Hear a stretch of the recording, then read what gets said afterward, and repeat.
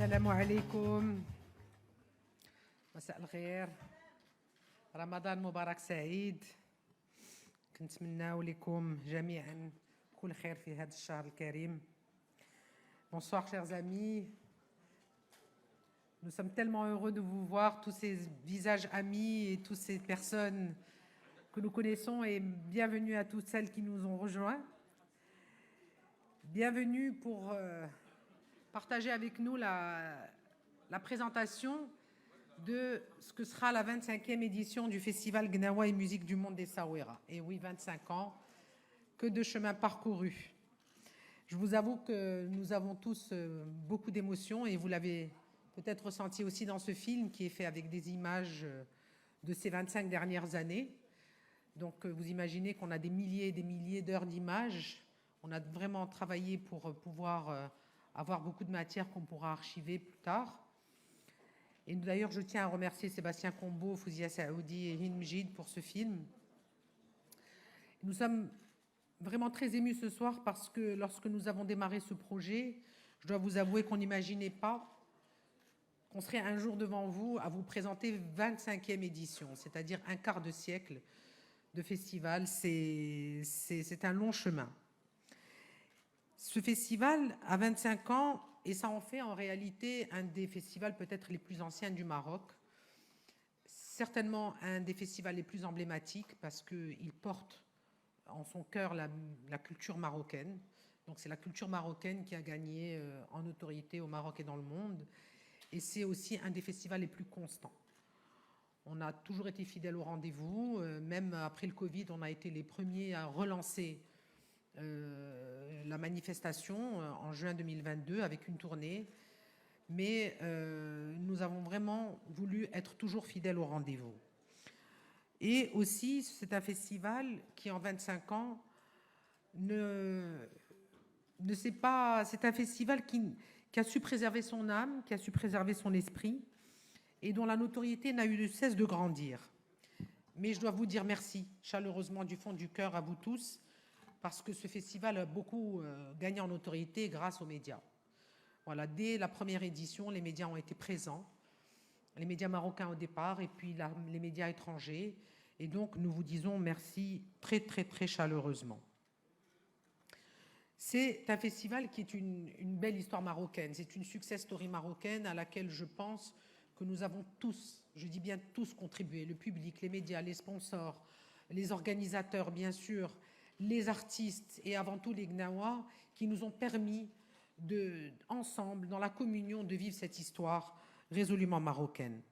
Et ce festival, en fait, malgré 25 années d'existence, il est toujours resté au plus près de la jeunesse.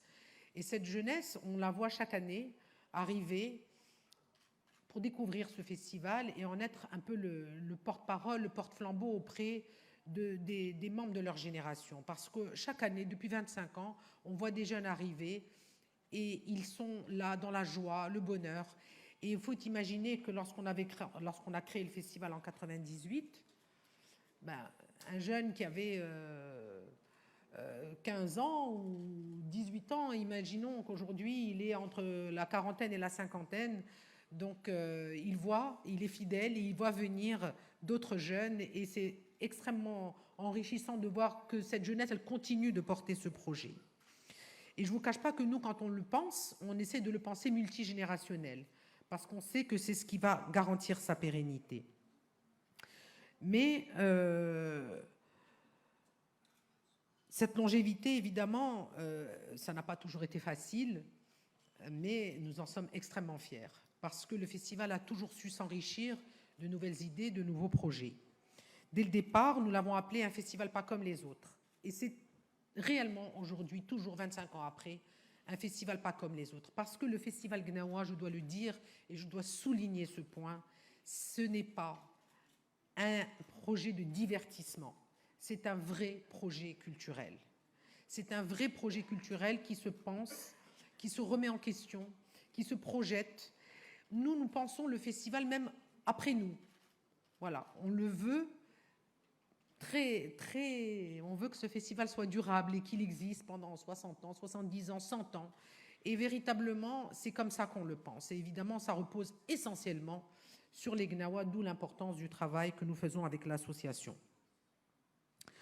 Alors, l'ambition du festival, évidemment, c'est de préserver et de promouvoir la culture des Gnawa, mais c'est aussi d'être un espace de débat ouvert sur l'ensemble des sujets que nous pensons être importants, parce que nous restons à l'écoute de l'évolution de notre société et de l'évolution du monde. Et c'est dans ce sens que nous avons créé le Forum des droits humains en 2012 avec Driss Yazami, que nous avons le plaisir et l'honneur d'avoir parmi nous aujourd'hui, et qui vous expliquera plus tard le thème de notre forum et qui vous donnera des détails. Alors, moi, je voudrais souligner une chose très importante que peut-être tout le monde ne réalise pas. C'est qu'on voit dans un festival 3, 4, 5 jours, une semaine de festivités, mais en fait, un festival, c'est un travail quotidien. C'est une année complète de travail, ça ne s'arrête jamais. On travaille, on est des équipes nombreuses, et aujourd'hui, il est important que tout le monde sache qu'un festival, c'est une entreprise. C'est une entreprise qui repose sur des compétences, et je pense que le Maroc aujourd'hui va avoir de plus en plus besoin de reconnaître ces questions-là, puisque nous avons des grandes ambitions sur le plan des industries culturelles et créatives pour l'avenir de notre pays. Nous travaillons tous les jours à A3 et à l'association IRMA dans ce sens. Évidemment, nous ne faisons pas que ça, mais le festival est devenu un projet très important auquel nous consacrons énormément de temps. Nous travaillons aussi tous les jours au sein de l'association IRMA. C'est une association qui fait un travail considérable pour la sauvegarde du patrimoine et pour sa promotion. Et l'une des actions les plus emblématiques de l'association, c'est l'inscription des Gnawa au patrimoine à l'UNESCO avec le ministère de la Culture en 2019, 10 ans après que nous ayons introduit la demande au ministère de la Culture. C'est-à-dire que ça a pris 10 ans pour faire aboutir le dossier.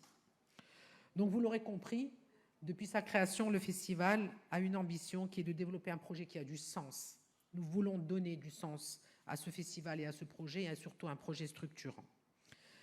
Alors, c'est dans cet esprit que j'ai le plaisir de vous annoncer cette année un nouveau programme, un nouveau projet en partenariat avec la plus grande institution de musique dans le monde, qui est le Berklee College of Music, qui est basé à Boston et qui est l'excellence musicale dans le monde. Berklee forme les plus grands musiciens dans le monde. C'est une école qui a été fondée en 1945. Et aujourd'hui, que ce soit ses élèves ou ses professeurs enseignants, on peut voir la quantité de prix qui ont été emportés par les élèves et les professeurs qui évoluent dans cette institution, des Grammy Awards, des Tony Awards, des Oscars, des Emmy Awards.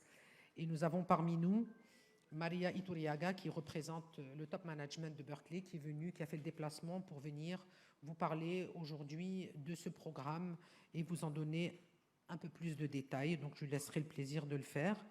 Je la remercie d'avoir fait le déplacement. Et je rappelle que Berklee à Boston, c'est 5000 étudiants sur le campus. Je vous laisse imaginer, 5000 étudiants, c'est quand même très impressionnant, et nous sommes extrêmement heureux d'associer cette grande institution au Festival Gnawa et Musique du Monde, parce que Berklee, c'est de l'excellence au niveau musical, et c'est ce que nous cherchons à faire au festival. Pour ce 25e anniversaire, je vais vous annoncer un autre programme qui est aussi important. Là, je vous parle de formation. Nous voulons rapprocher l'excellence de nos talents pour les aider à aller plus vite, plus loin et de côtoyer les meilleurs. Et dans le même sens, nous lançons un deuxième projet. Les Gnawa vont faire leur entrée à l'université.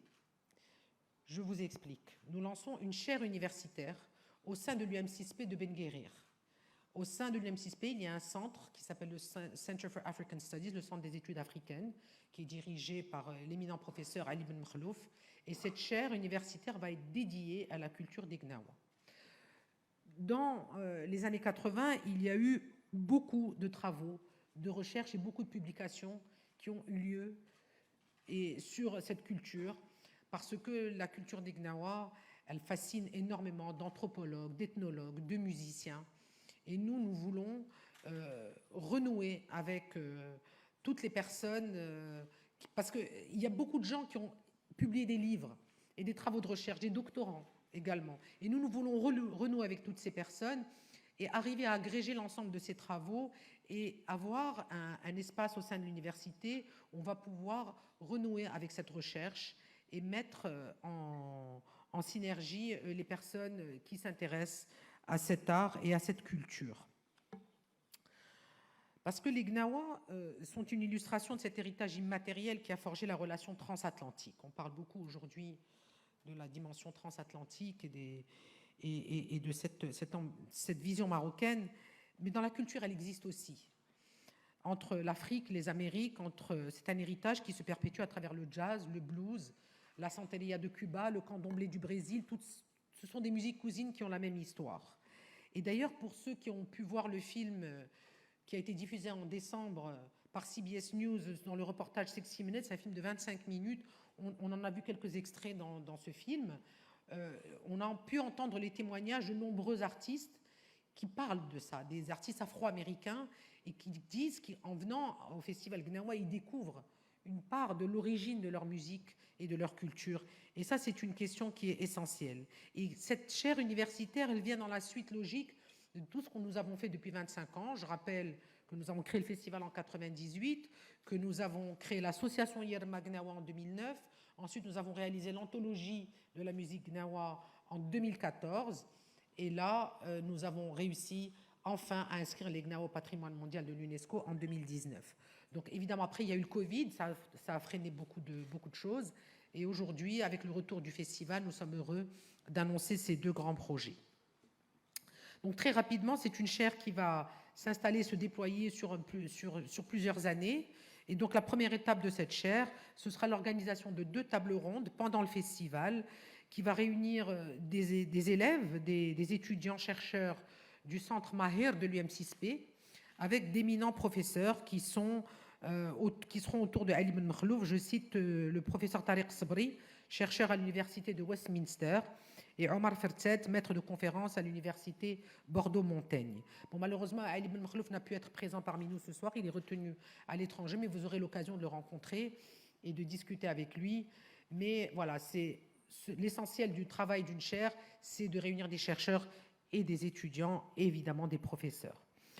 Alors, le festival, c'est aussi, comme je l'ai dit tout à l'heure, le forum, qui est un moment très important.